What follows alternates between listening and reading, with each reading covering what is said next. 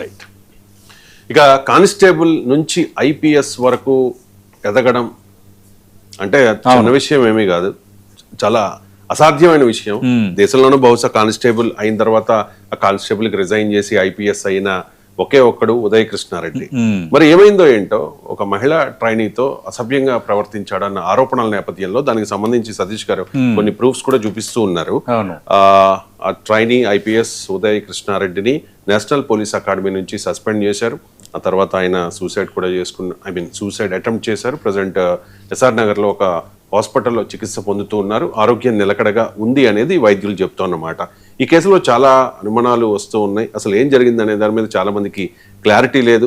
ఉద్దేశపూర్వకంగా ఆ ట్రైనీ మహిళ ఐపీఎస్ ఇతను నిరికించిందని కొంతమంది అంటూ ఉన్నారు.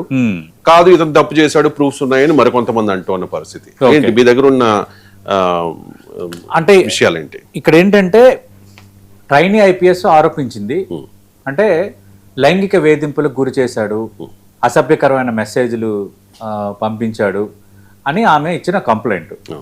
ఇప్పుడు ఈ నేషనల్ పోలీస్ అకాడమీ శివరాంపల్లిలో ఉంది, సర్దార్ వల్లభాయ్ పటేల్ జాతీయ అకాడమీ. ఇది చాలా ప్రశస్తమైనది, ఎందుకంటే దేశంలో మొత్తం ఐపీఎస్లకు సంబంధించిన బెస్ట్ అండ్ ఎన్హాన్స్డ్ అకాడమీ ఇది.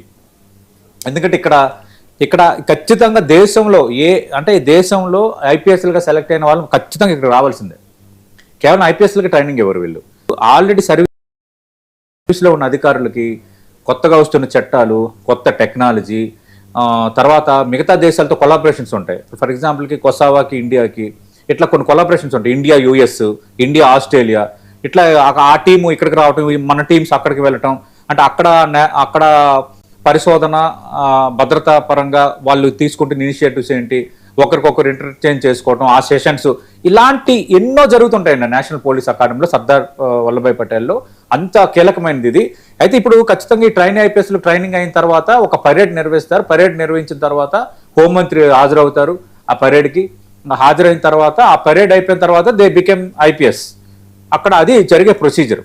ఇప్పుడు ఈ ట్రైనింగ్ లో ఉన్న ఒక ఐపీఎస్, మహిళా ఐపీఎస్ ఆరోపణలు చేసింది ఉదయ్ కృష్ణారెడ్డి పైన. మరి ఆరోపణలకు సంబంధించి కొందరు ఆధారాలు దొరికాయి అంటున్నారు, కానీ ఇంకా పూర్తి స్థాయిలో మనకు ఆ క్లారిటీ లేదు కాబట్టి మనం అప్పుడే మాట్లాడకూడదు. ఒకటి. రెండోది, ఈ ఉదయ్ కృష్ణారెడ్డి ఇప్పటికే చాలా మందికి సుపరిచితం. ఎలా సుపరిచితం? ఈయన ఒక కానిస్టేబుల్గా పనిచేశాడు. కానిస్టేబుల్గా పనిచేసి ఐపీఎస్కి సెలెక్ట్ అయ్యాడు. ఇప్పుడు ఐపీఎస్ ట్రైనింగ్లో ఉన్నాడు.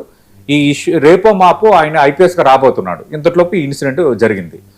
ఈ ఉదయ్ కృష్ణారెడ్డి అనే వ్యక్తి ఒక కానిస్టేబుల్గా ఉండి, కానిస్టేబుల్గా తనను ఏ విధంగా అవమానించారు, పోలీస్ స్టేషన్ల పరిస్థితులు ఎలా ఉంటాయి, ఒక సిఐ, ఒక డిఎస్పీ స్థాయి అధికారి నన్ను ఏ విధంగా హ్యూమిలేట్ చేశారు అన్న అంశాన్ని చాలా మీడియా సంస్థతో గతంలో మాట్లాడుకున్నాడు. అది నాలో కసి పెంచింది. నేను ఇంకా చాలా ఇదిగా పకడ్బందీగా ఐపీఎస్ అవ్వాలని నేను కృత నిశ్చయంతో ఇది ప్రిపేర్ అయ్యాను, ఐపీఎస్ అయ్యాను, ఐపీఎస్ సెలెక్ట్ అయ్యానని ఆయన గతంలో చాలా మీడియా ఛానల్స్కి, డిజిటల్ మీడియా సంస్థలకి ఇచ్చిన ఇంటర్వ్యూలో ఆయన స్పెసిఫిక్గా పేర్కొన్నాడు. చాలామంది చాలా ఇన్స్పైర్డ్, ఎందుకంటే ఒక కానిస్టేబుల్గా ఉన్న వ్యక్తి అవమానాలను ఒక ప్రెస్టేజ్గా తీసుకొని ఒక ఐపీఎస్కి సెలెక్ట్ అవ్వటం, అందులో అఖిల భారత్ సర్వీస్కి సెలెక్ట్ అవ్వటం అనేది రియల్లీ మనం వెల్కమ్ చేయాల్సింది. సరే, ఉదయ్ కృష్ణారెడ్డి ఇంకా రేపొద్దున ఐపీఎస్ అయిన తర్వాత ఖచ్చితంగా పత్రికల్లో పాజిటివ్గా కథనాలు వచ్చేవి. కానీ మీన్వైల్ టైంలో ఇది జరిగింది.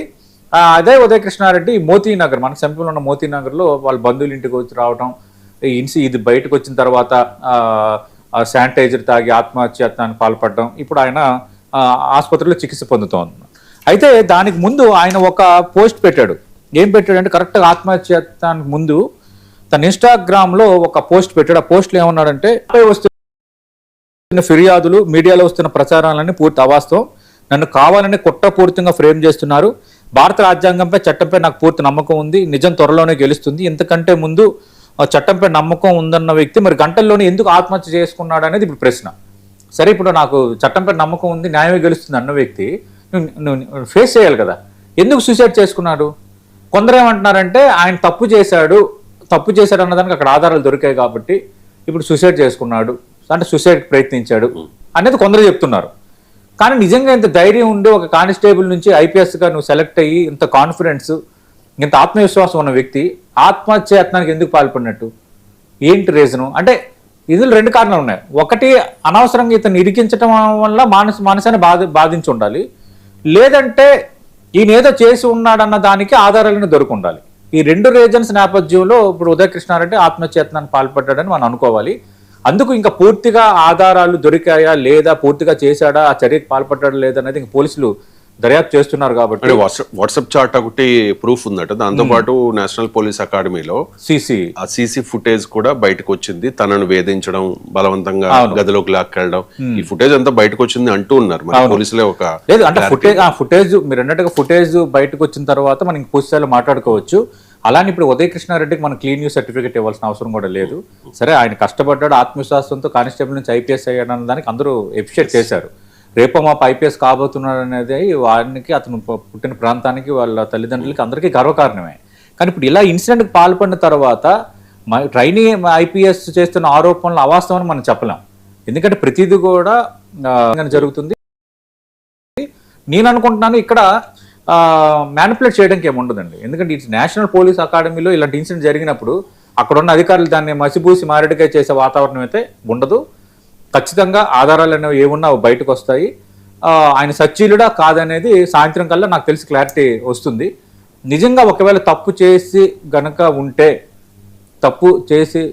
ఉంటే నువ్వు ఒకప్పుడు ఒక కానిస్టేబుల్ నుంచి ఐపీఎస్ అయ్యావు, కానీ నీలో ఉన్న ఈ చెడు బుద్ధి చివరికి నిన్ను పాతాళానికి పడేసింది. అంటే అది అంటారు కదండి, our mind speaks, our attitude speaks అంటారు కదా.